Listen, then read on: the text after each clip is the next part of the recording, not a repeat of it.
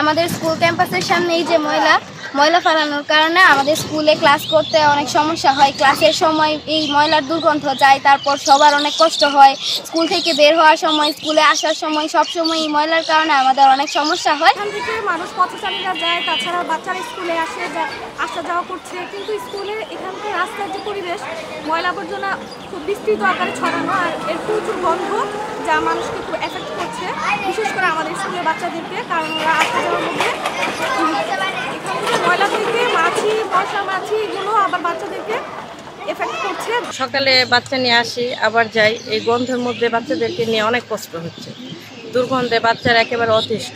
আমরা যে সময় স্কুলে আসি এবং স্কুল থেকে যাই, আমাদের নাকে অনেক দুর্গন্ধ আসে এবং আমরা শ্বাসকষ্টও হয়। আমাদের ব্যবসাটা আছি রোডের সাথে, বড় রোডের সাথে, এই স্টেশন রোডও, কিন্তু এই ময়লার কারণে আইতে আমি এখন আরেক পোস্ট করি। গন্ধের লেগে আমি বইতে নিই। গন্ধ এত প্রকারের গন্ধ বলার বাইরে। ডিলি আইনে ফালাই বন্ধ। স্কুলের বাচ্চারা এনে আইতে থাকে, না ধরে যা, হাজার মানুষ না ধরে যা। ময়লা মনে করেন জনগণ যে যায়, হাজার মানুষ যায়, এরারও সমস্যা, আমরারও সমস্যা। এরপরে এরকম একটা সিস্টেম করে ময়লা ফেলা, গাতা আছে, গাতার ভিতরে ফেলা, তাতে তো আমরা সমস্যা হয় না। কিছুদিন আগে রোডও শুদ্ধ ময়লা ফেলাইছে, বুঝছেন? এই রোডে ময়লা চয়লা ফেলাই অবস্থা করে রায়। এটা কি প্রশাসন এখানে কি একটু লক্ষ্য করে না? প্রশাসন কি দেখে না? আমাদের মতো সাধারণ মানুষ এত কষ্ট পায়, এটা কি প্রশাসন একটু লক্ষ্য করা উচিত না? আমি এই রাস্তায় একজন নিয়মিত পথচারী। প্রতিদিন সকালে বিকেলে আমাকে এই রাস্তা দিয়ে আসা যাওয়া করতে হয়। এই দুর্গন্ধে আমরা অসুস্থ হয়ে যাওয়ার উপক্রম হয়েছে। এই রাস্তা দিয়ে যারা একবার আসা যাওয়া করবে সে বমি করবেই। আমাকেও কয়েকদিন বমি করতে হয়েছে।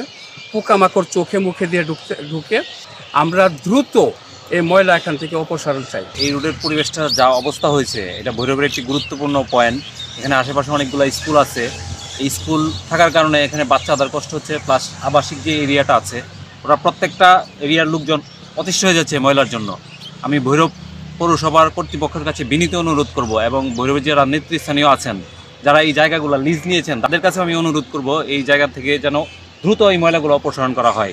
নির্দিষ্ট একটা জায়গায় ডাম্পিং এর ব্যবস্থা যেন পৌরসভা দ্রুত করে। সানবিট সব দিবে সামাল।